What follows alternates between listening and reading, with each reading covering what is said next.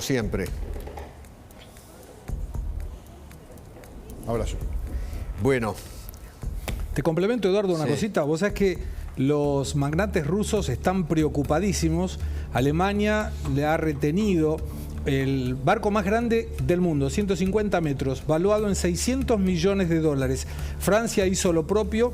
Los rusos habían dejado estos barcos para manutención, se apuraron a retirarlos, no les fue posible tanta urgencia, fueron decomisados los dos. Hay 6 barcos en este momento yendo a las Maldivas porque es un lugar donde no se permite, no hay acuerdo de extradición con Estados Unidos y con Europa y estarían allí protegidos. Y hay 26 magnates rusos que están tratando de esconder sus activos en el mundo para que no les sean retirados. Bueno, yo siempre digo, y esto lo voy a repetir 1000 veces, 150.000 veces. O estás con los buenos o estás con los malos. No hay un término medio. Y más en situaciones como estas. Usted se da cuenta que la mayoría del mundo libre y de las democracias y de los gobiernos bien entendidos están del lado de Ucrania, no del lado del paria criminal de guerra Putin. ¿No es cierto? La mayoría del mundo está sancionando económicamente al gobierno de Putin, a los magnates rusos. Ok. En este mundo hoy, desde hace una semana, la guerra comenzó hace una semana, el jueves pasado. O estás de un lado o estás del otro, no se puede estar en el medio. Esto que dijo Cafiero, la neutralidad, no existe. Usted vio cómo están reaccionando los países y los gobiernos. Y digo, ser bueno con los malos, o sea, si este gobierno es bueno con Putin, que es el malo de la película, el invasor, el zarista, el conquistador, el Hitler de este siglo, no le gusta Hitler, el Stalin de este siglo. Si sos bueno con este tipo, en realidad está siendo malo con los buenos, está siendo malo con Ucrania y con ese país que ha sido invadido. Último dato, el gobierno argentino, lo dijo el señor Cafiero, el horrible canciller que tiene la Argentina, el gobierno no, mira, pon el título de la Nación, no se sumará a las sanciones económicas contra Putin que impulsan, por ejemplo, Estados Unidos y la Unión Europea. El canciller Cafiero dijo que las sanciones unilaterales no contribuyen a la paz. ¿Se dan cuenta de qué lado está el gobierno de Cristina, que es la presidenta de este país, y su mandadero, que es el, ponele, presidente, y este canciller que tenemos? ¿Quiere escucharlo? Lo dijo de esta manera. Argentina está llamando a la paz, a desescalar el conflicto, con lo cual Argentina no considera que las sanciones unilaterales sean un mecanismo para generar paz y para generar concordia nuevamente o generar una mesa de diálogo franco para que se resuelva el conflicto de fondo, que es salvar vidas. Perdón, el que no quiere la paz se llama Putin. El que está bombardeando y borrando de la faz de la tierra varios pueblos de Ucrania se llama Putin. ¿No lo tiene claro, señor canciller? Yo entiendo que usted tenía una librería. Hasta hace 2 años usted tenía una librería y la fundió la librería. Y de librero pasó a ser jefe de gabinete, horrible. Y después, como premio consuelo para que no lo saquen del gabinete, por la pelea con Cristina, lo pusieron de canciller. Usted no entiende nada, señor. Ponelo otra vez, dale. Te doy un segundo. Dale play. Argentina está llamando a la paz, a desescalar el conflicto, con lo cual Argentina no considera que las sanciones unilaterales sean un mecanismo para generar paz y para generar concordia nuevamente o generar una mesa de diálogo franco para que se resuelva el conflicto de fondo, que es salvar vidas. Estoy tomando nota. Paz, concordia y mesa de diálogo. El que no quiere la paz se llama Putin. Lo que dice el gobierno es que hay que desescalar el conflicto, ¿no? Sí. El que no quiere desescalar el conflicto se llama Putin. Usted, señor canciller, quiere paz y concordia. Bueno, el que no quiere la paz ni la concordia se llama Putin. ¿Cómo no lo van a sancionar si el resto del mundo? Y la mesa del diálogo. Claro, y la mesa del diálogo. No, están confundidos. Si se le pide el alto el fuego y el señor solamente lo que da es un corredor humanitario, pero sigue tirando bombas y matando gente. Fíjate, Eduardo, que hasta China cambió una visión. El Banco Asiático de Inversiones e Infraestructura, con sede en China, sancionó suspendiendo todas las actividades que involucren a Rusia. Estamos hablando de China. De China, que se supone que es su aliado. Que se abstuvo. Esto ocurrió hoy.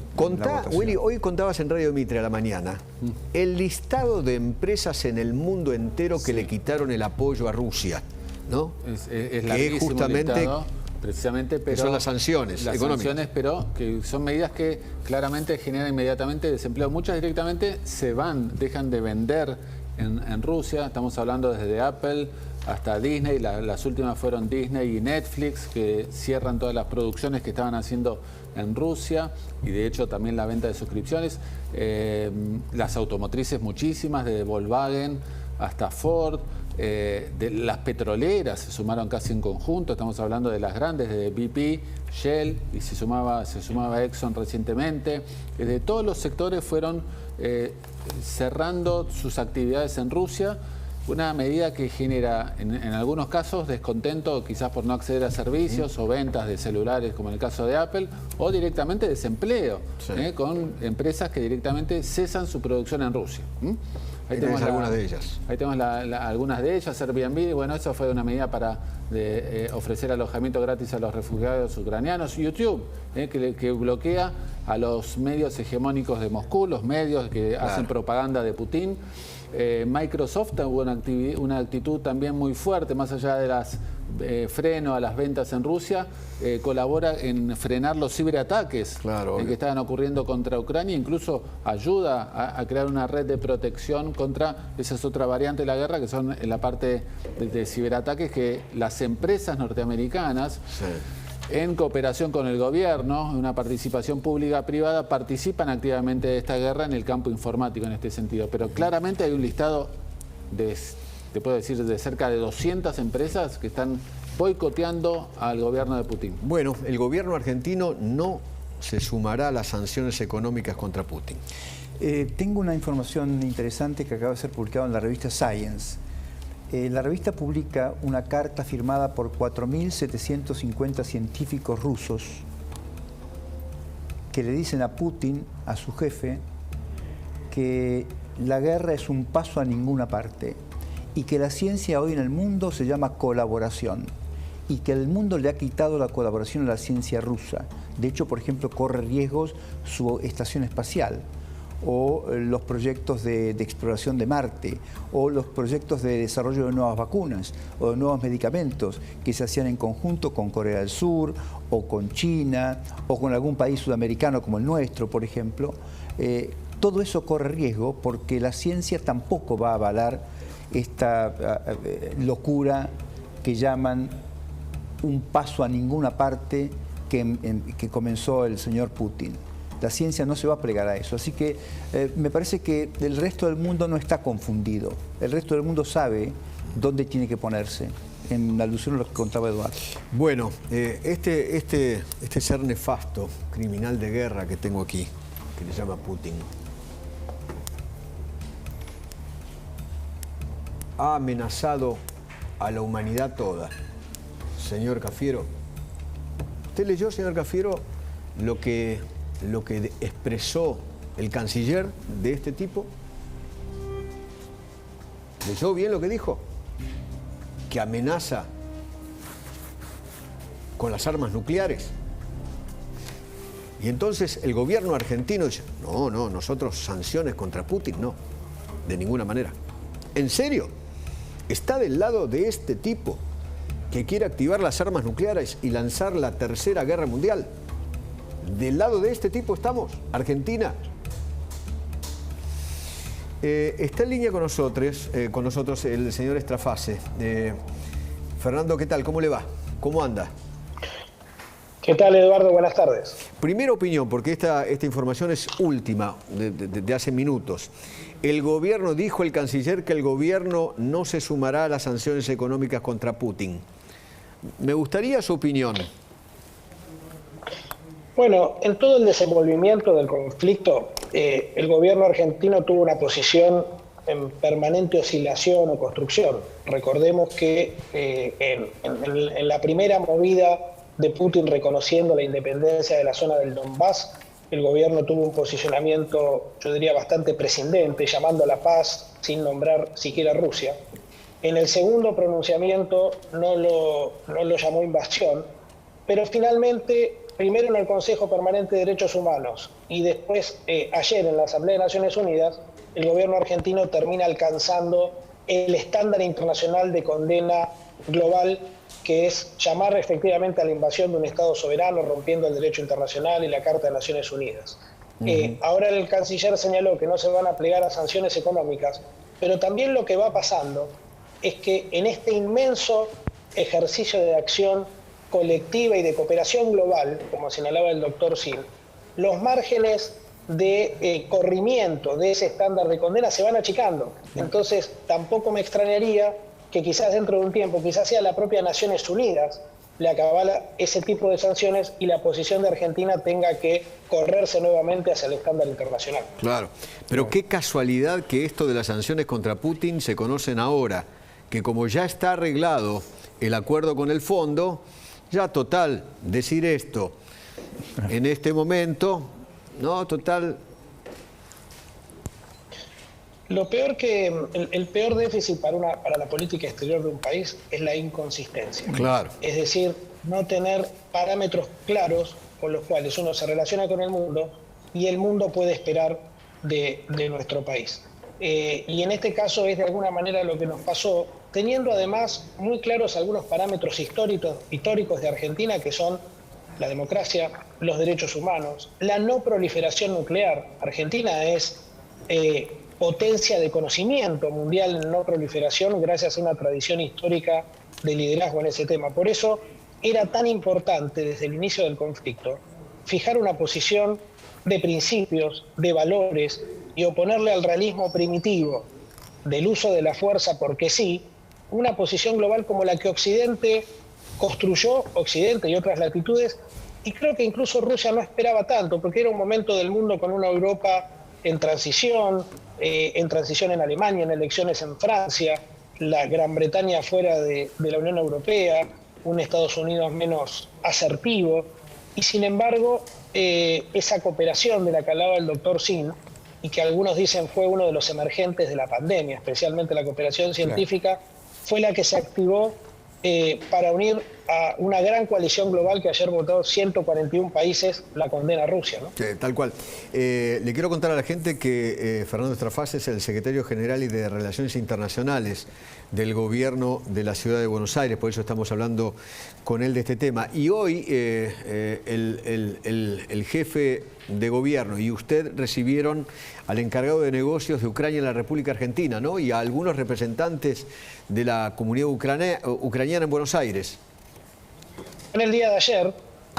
Y el motivo central de esa reunión, donde también están en esa mesa que están enfocando, están presentes todos los representantes de la colectividad ucraniana en la Argentina, que les recuerdo tiene casi 400.000 personas, claro, algo menos que el 1% de la población de la Argentina.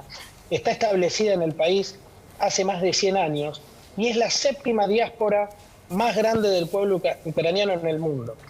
Esa reunión se trató, digamos, más allá del posicionamiento geopolítico del que hablábamos hasta recién, de la cuestión humanitaria. Eduardo, recién lo escuchábamos a Cristian Martin. Ya se calcula que al día de hoy hay más de 1 millón de desplazados, de refugiados, familias partidas además, porque acuérdense que las familias llegan enteras a la frontera, pero en la frontera se despide el hombre del resto de la familia.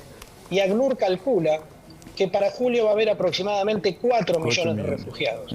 Esto se compara, para tener una idea, con el desplazamiento a raíz del conflicto sirio, que llegó a casi 6 millones, y supera de hecho a lo que pasó con Venezuela. Entonces, la Argentina no puede estar ausente, teniendo además una comunidad de las características de la comunidad ucraniana, de los esfuerzos que se puedan hacer para contribuir a esa crisis humanitaria. Y creo que el gobierno nacional, en este sentido, podemos llegar a estar de acuerdo, porque el mismo canciller ha señalado que está dispuesto a trabajar en ese sentido. Bueno, y sobre esta reunión se enojó mucho justamente el canciller argentino, ¿no? El señor Cafiero.